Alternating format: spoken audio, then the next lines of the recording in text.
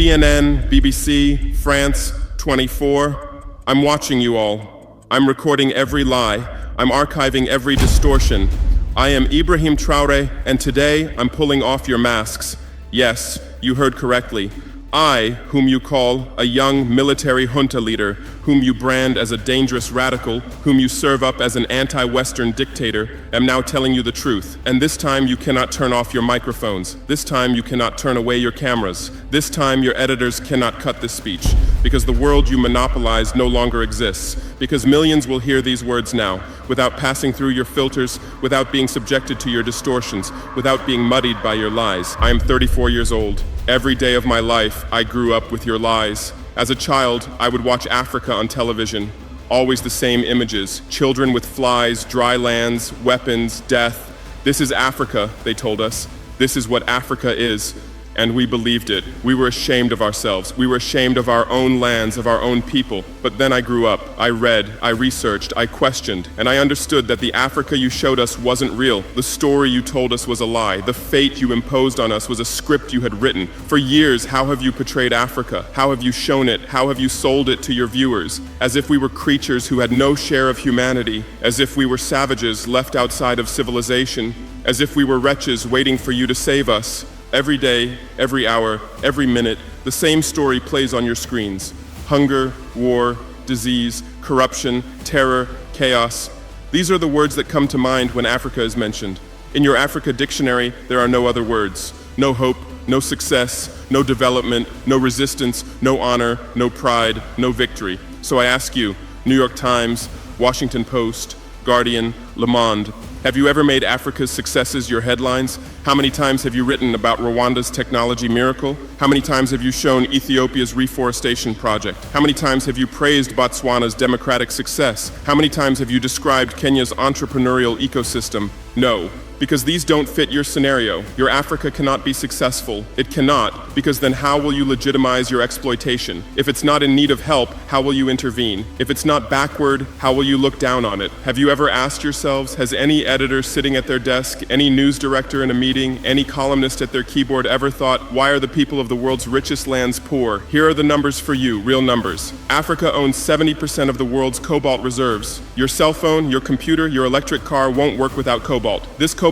comes from Congo, but Congolese can't afford cell phones. Africa owns 90% of the world's platinum reserves. Catalytic converters, electronic devices, medical implants, they all need platinum. This platinum comes from South Africa, but South Africans are crushed by unemployment. Africa provides 30% of the world's gold production. Mali, Burkina Faso, Ghana, Tanzania. Gold flows like rivers from our lands, but our people swim in poverty. Africa supplies 65% of the world's diamond production. Botswana, Angola, Congo, Sierra Leone, billions of dollars worth of diamonds are extracted, but our miners live on $1 a day.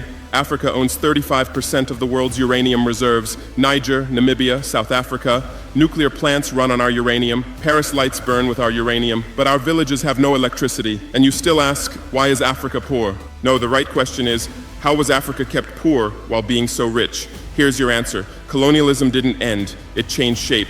You used to come and occupy our lands. Now you come and establish companies. You used to take by force. Now you make agreements. You used to rule with the whip. Now you rule with credit.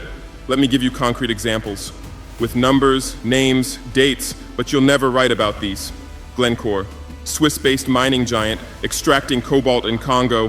2022 revenue, $256 billion, a tax paid to Congo, $500 million, that's 0.2%. Is this justice? Rio Tinto, British-Australian mining giant, extracting bauxite in Guinea, 20 million tons annually.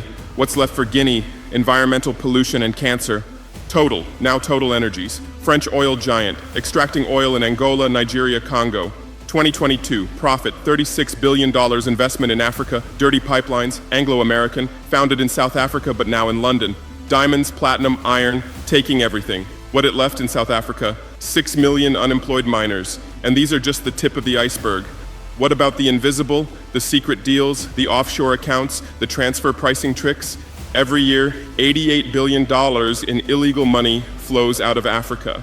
Who writes about this? Every year, $45 billion in aid comes to Africa. Everyone writes about this, but no one says Africa is not the continent receiving aid, it's the continent giving aid.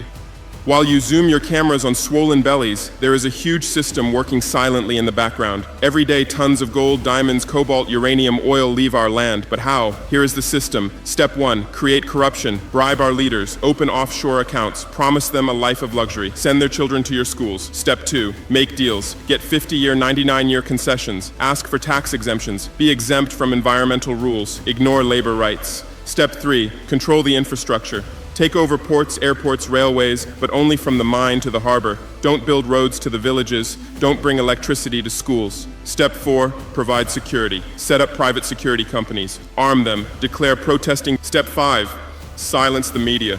Buy local journalists. Suppress opposing voices. Serve internal unrest news to international media. And this is how the system works. It's been working like this for 100 years, and you don't see this system. You don't want to see it, because you're part of the system too. Who are the biggest advertisers of New York Times, CNN, BBC, oil companies, mining companies, arms companies, pharmaceutical cartels, the companies that exploit Africa? You live on their money, you defend their interests, and what I'm about to tell you might cost me my life, but it's no longer time to be silent. France's system in Africa is the CFA franc. 14 African countries still use French colonial currency. 50% of these countries' central bank reserves sit in the French treasury. France applies negative interest to this money, so we pay France to use our own money. Through this system, France transfers $500 billion worth of resources from Africa every year. Does anyone write about this? No. But when France gives Africa 10 billion euros in aid, it makes headlines. Britain's system is more sophisticated. London is the world's money laundering center. City of London, offshore paradise. Every penny stolen from Africa passes through London. Jersey, Guernsey, Cayman Islands, Virgin Islands, all under British control. Africa's wealth hides there. America's system is AFRICOM, Africa Command, 46 military bases on the continent. Official purpose, security. Real purpose, resource control. Drones in our airspace every day, listening devices everywhere. They say fighting terrorism, but it's not terrorists, it's people's leaders who are targeted. China is the new player, says win-win, builds infrastructure, gives credit, but in exchange for what? 99-year port concessions, mining rights, agricultural lands, debt-trap diplomacy, ask Sri Lanka, ask Zambia, and you write about none of this. Why? Because you're not free press, you're corporate press, your bosses are billionaires. Jeff Bezos bought Washington Post. Why? For love of journalism? Rupert Murdoch's media empire, Fox News, Wall Street Journal, The Sun, The Times, all from the same hand, all giving the same message. West is good, others are bad. Carlos Slim is the largest shareholder of New York Times, Mexican billionaire. Where's his wealth from? Monopolized telecommunications, got rich off Latin America's back, now controls America's most respected newspaper. And you claim to do independent journalism? Who are your editors? Which schools did they graduate from? Harvard, Yale, Oxford, Cambridge, always the same elite schools, always the same worldview, always the same prejudices. How are your reporters selected? How many languages does your Africa correspondent speak? French, English, that's all. Swahili, Hausa, Yoruba, Amharic, they don't know. They can't talk to the people. Your sources are always the same. Western diplomats, NGOs, experts, and then you come and lecture us. They killed Patrice Lumumba, January 12, 1961. CIA agent Larry Devlin confessed. Belgian mercenaries executed. They dissolved his body in acid, took his teeth as souvenirs. In 2022, that tooth was returned from Belgium to his family after 61 years. And what did you say then? Chaos in Congo. You didn't ask about the killers. You didn't investigate CIA documents. You didn't write about Belgium's crime. They killed Thomas Sankara, October 15, 1987. My hero, Africa's hope. Vaccinated 2.5 million children against measles and meningitis, planted 10 million trees, raised literacy rate from 13% to 73%, gave equal rights to women, banned FGM, ended corruption, sold Mercedes cars, used Renault 5, rejected IMF and World Bank. And most importantly, he said, we will not pay Africa's debts. We didn't make those debts. The puppets before us made them on behalf of colonizers. That's when he had to be killed, and they killed him. Who killed him? His best friend, Blaise Compaoré. With whose support? France. Want proof? Look at the Focart archives. Jacques Faucard, France's Africa Affairs advisor. Everything is written there. And what did you say? Military coup in Burkina Faso. You didn't write about Sankara's dreams. You didn't tell about his projects. You didn't show his successes. You just said, another dictator died, Muammar Gaddafi. Yes, he was a dictator. Yes, he was ruthless. But what had he done in Libya? Per capita income $12,000, Africa's highest. Literacy rate from 25% to 87%. Life expectancy from 51 to 74. Free healthcare, free education, $50,000 for newlyweds, interest-free loans for home buyers, $5,000 for new births, gasoline 14 cents per liter, great man-made river, irrigation project to green the desert, and Gaddafi's real crime, dream of United States of Africa, African Central Bank project, African Investment Bank, African Monetary Fund, and most dangerous, gold dinar, refusing to sell oil for dollars. October 20th, 2011, lynched in Sirte, Hillary Clinton laughed. We came, we saw, he died. Now look at Libya. 3 different governments, endless civil war, ISIS, Al-Qaeda running wild slave markets exist. Even CNN showed in 2017, oil being looted, weapons depots emptied, spread across Sahel. Do you call this democracy? Do you call this freedom? Do you call this success? And whose turn is it now? The Sahel, Mali, Niger, Burkina Faso. You want to make us Libya too. You want to make us Syria. You want to make us Iraq. But not this time, because we've awakened, because we've learned, because we've united. Operation Barkhane, France's Sahel adventure, 2013-2022. Official purpose, fighting terrorism. Real purpose, resource control, 5 through 100 French soldiers. €1 billion annual budget. What's the result? 2013, 500 terrorists in Mali. 2022, 5,000 plus terrorists in Sahel, 10-fold increase. What kind of success is this? But what were French soldiers doing? Protecting Niger's uranium mines for Areva, Orano, securing oil pipelines for total controlling ports and railways for Bolloré, and fighting terrorism? No, the opposite. Terrorists couldn't come within 50 kilometers of French soldiers, but they could easily burn our villages. Why? Because chaos served their purposes. If there's chaos, they could stay for security reasons. MINUSMA, UN peacekeeping force. In Mali, 15,000 soldiers, 1.2 billion annual budget. 10 years, result, 300 plus. UN soldiers died. Thousands of civilians died. Terror didn't decrease, it increased. And now you say Wagner is dangerous. Russians are taking over Africa. Wagner came. 1,000 soldiers. What happened in 6 months? Terrorists fled. Villages are safe. Mines are working. People are at peace. What's the difference? Wagner is an ally we invited. France is an occupier who came by force. Wagner follows the agreement. France blackmails. Wagner brings results. France produces excuses. But you don't write the truth. You say Russian mercenaries. Well, what is French Légion étrangère? Aren't they mercenaries? What is American Blackwater Academy? What is British G4S? What is Israeli Black Cube? They are security companies. Wagner is a threat. Why? Because Wagner isn't yours. And the terrorism issue, who created this terror? Who founded Al-Qaeda? 1980s, Afghanistan, CIA, Pakistan ISI, Saudi money, against Soviets. Bin Laden was CIA's man. You called them freedom fighters. Who supported Taliban? Again, you. Heroic mujahideen against Soviet occupation. You gave weapons, gave money, gave training, then you lost control. How was ISIS born? 2003, Iraq invasion. You toppled Saddam. You disbanded the army. You banned Ba'ath Party. You tortured in Abu Ghraib, and those people became ISIS. Then Syria. You said Assad must go. You said moderate rebels. You gave weapons. Those weapons went to ISIS, went to al-Nusra. You destroyed Libya. Who looted Gaddafi's weapon depots? Where did those weapons go? To Mali, to Niger, to Burkina Faso, to Nigeria, to Chad? Who strengthened Boko Haram? In 2009, Nigerian police killed their leader Mohammed Yusuf. Extrajudicial execution. What did you say? Nothing. Where were your human rights organizations? Silent. Then revenge started. Boko Haram radicalized. But where did they find weapons? From Libya that you destroyed. And now you come to lecture us about fighting terrorism. You're helping us clean up the monsters you created? No, we've seen the game now. Terror is your Trojan horse. You come with the excuse of terror, you stay, you exploit. But it's over now. We'll provide our own security, we'll fight with our own methods, and we'll win. Because we are the children of this land. We know this land, we know these people. We can distinguish terrorist from villager. We don't fight from drones, from satellites, from 10,000 kilometers away like you. And we're winning. In Mali, in Niger, in Burkina Faso, terror is ending. Villages are safe. People are hopeful. Because now our own army, our own police are fighting, not for foreigners, but for the people. But you can't digest this. You say democratic backsliding. You say human rights violations.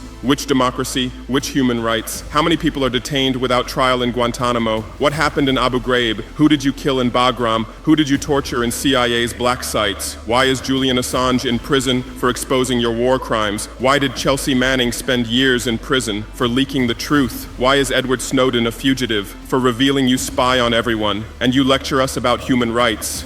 How many civilians died in your drone strikes? You say collateral damage and move on. How many weddings did you strike in Pakistan, Yemen, Somalia? How many schools did you bomb? How many hospitals did you burn?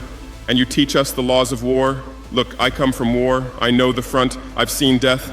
I've carried wounded soldiers. I've consoled mothers of martyrs. And I tell you, a real soldier protects his people. A real soldier doesn't harm civilians. A real soldier fights with honor. Your mercenaries, your drone pilots, your special forces, they're not soldiers, they're killers. They kill people by pressing buttons from 10,000 kilometers away, then go home and play with their children. We don't fight like that. We look our enemy in the face. We protect civilians. We fight with our honor. We die with our honor. And we'll win, because the righteous win. Because those who fight with their people win. Because those who fight for their land win. Let's return to your media. I know how you work. I have friends who work within the system. There are journalists with conscience, but they stay silent. Why? Because the system silences them. Those who write the truth get fired. Investigative journalists are laid off due to budget cuts. Dissenting columnists are shown the door because reader interest has declined. And what replaces them? Experts from think tanks, NGOs, universities, all saying the same thing, all defending the same thesis. West is good, Africa is bad. So who are these experts? Where do they get their funding? National Endowment for Democracy, NED, American democracy exporter, CIA's legal arm, has fingers everywhere, funds opposition, directs media, creates civil society. Open Society Foundations, George Soros's organization, says open society, but open for whom? Open to what? Open to exploitation, open to intervention, open to manipulation. Ford Foundation, Rockefeller Foundation, Bill and Melinda Gates Foundation, all in Africa, doing aid. But what do they get in return? Control, data, influence. And your media is their trumpet. You headline, Gates is saving Africa. But you don't say, how many African children were paralyzed by Gates's vaccine trials? How many farmers committed suicide because of Monsanto seeds? You're masters at storytelling, but always the same story. White savior. Remember Live Aid? 1985.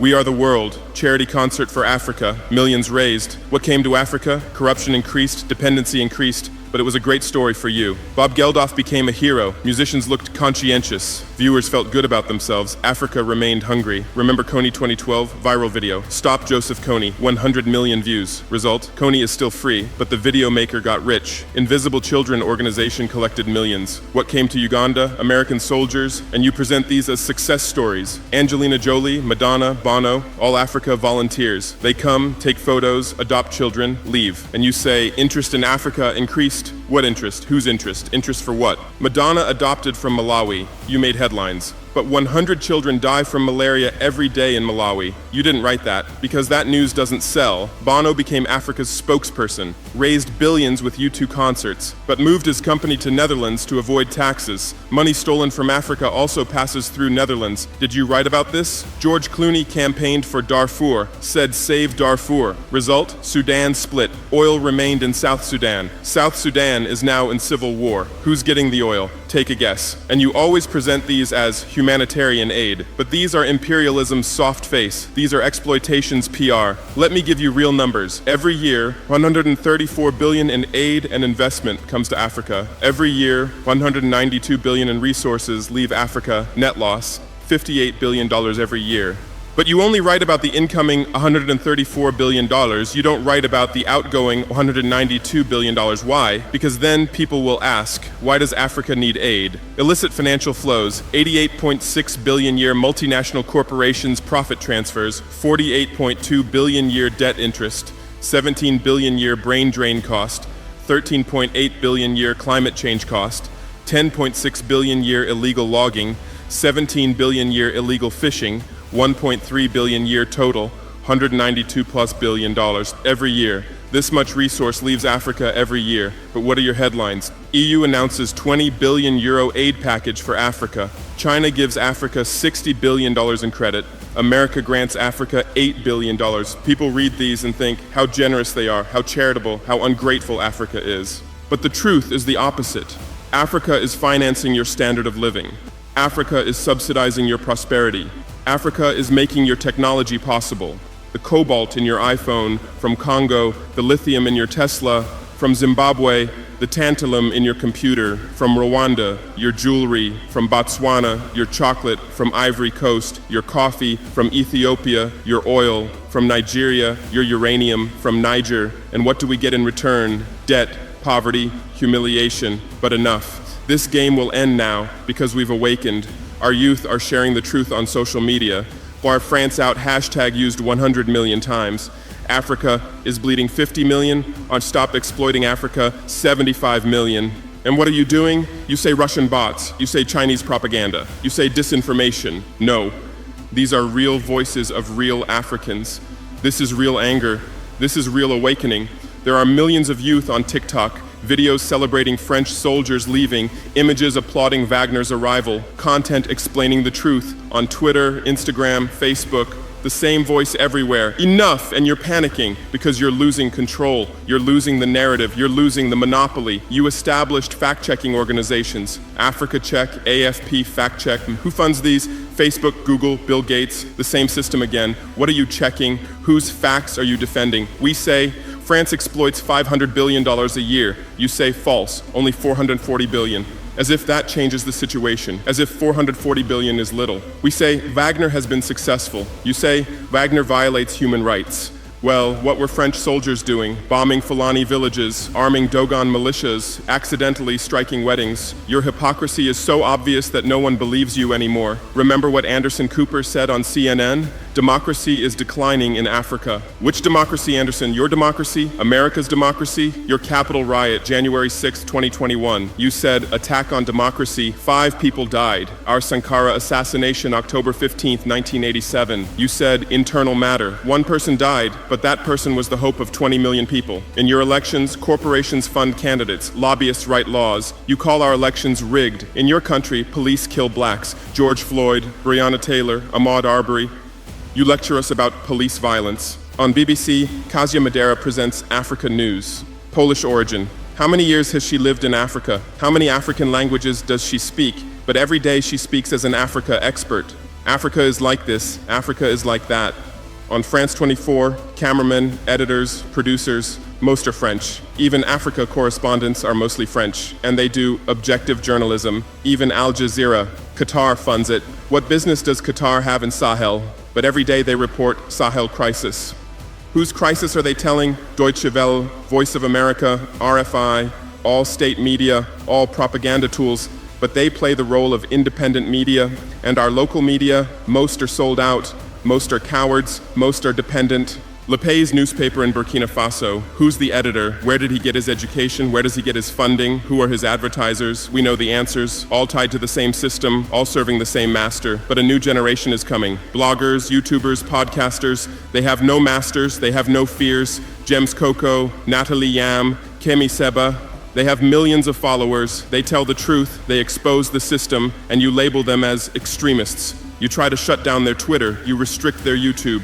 But in vain. Truth cannot be stopped. You close one channel, 10 open. You silence one voice, 1,000 rise. Here's my final message to you. Your lies are ending. Your empire is collapsing. Your monopoly is breaking. And what's replacing it? Truth, justice, freedom. Africa is no longer your story. Africa is writing its own story, filming with its own camera, telling in its own language. And in this story, you're not heroes, not saviors, not benefactors. In this story, you're the guilty ones, colonizers, liars, thieves. But you still have a chance. You can still change. You can still stand on the right side. There are journalists with conscience among you. I know. I recognize them. We talk. I call out to them. Gather your courage. Write the truth. Rebel against the system. You might get fired. You might become unemployed. You might be threatened. But you'll be on the right side of history. You'll look at your children's faces without shame. Your conscience will sleep peacefully. And Africa won't forget you. Africa remembers its friends and its enemies. Be like Edward Snowden. Be like Julian Assange. Be like Daniel Ellsberg. Stand with the truth, or continue with your lies. Continue with your blindness. Continue with your complicity. But know that your end is coming. Your viewers are decreasing. Your credibility is eroding. Your power is depleting. The new generation doesn't believe you. The new generation doesn't listen to you. The new generation rejects you. And that new generation in Africa is 600 million people. 60% under 25 years old, educated, connected, angry. They are my army. They are my weapon. They are my victory. And with them, we're building a new world. A world without lies, without exploitation, without humiliation. In this world, Africa will be free. Africa will be strong. Africa will be a leader. And you'll remain just as a bad memory, a shameful footnote, a cautionary example. Future generations will read in history books. At the beginning of the 21st century, there were some media organizations. They lied, they served exploitation. Then Africa awakened and they disappeared.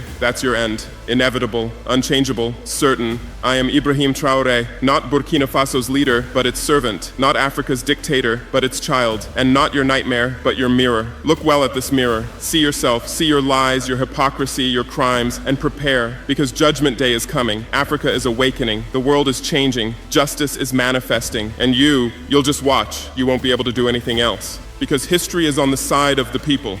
Truth is on the side of the oppressed. God is on the side of those who persevere, and we persevered. We persevered for 500 years. Now it's time for victory. Your lies are finished. Your masks have fallen. Your game has ended. Africa is free. Africa is strong. Africa is victorious forever. This is the most powerful speech on the internet. Imagine what Africa would be if all the African presidents would think like President Ibrahim. Let us know in the comments below. Watch this other video. I am sure you will like it.